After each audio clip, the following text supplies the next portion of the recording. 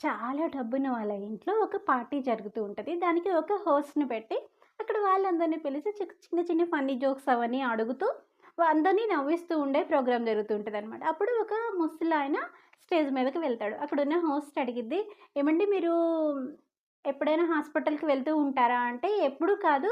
నాకు ప్రాబ్లమ్ ఉన్నా వెళ్తాను, హెల్త్ ప్రాబ్లమ్ లేకపోయినా వెళ్తాను" అంటాడు. "అదేంటండి ఎందుకు హెల్త్ ప్రాబ్లమ్ లేకపోతే" అంటే, అప్పుడతను చెప్తాడు.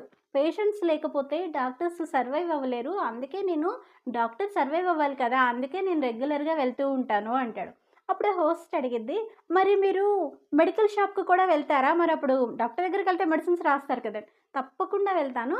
మరి ఆ మెడిసిన్స్ అన్నీ వేసుకుంటారా? మీ హెల్త్ ప్రాబ్లమ్ లేకపోయినా" అని అడిగిద్దనమాట ఆవిడ. "లేదు అవన్నీ చిత్తబుట్టలో పాడేసేసేస్తాను" అంటది. "ఎందుకండి?" అంటే, "అవన్నీ వేసుకుంటే నేను గూడా సర్వైవ్ అవ్వాలి కదా!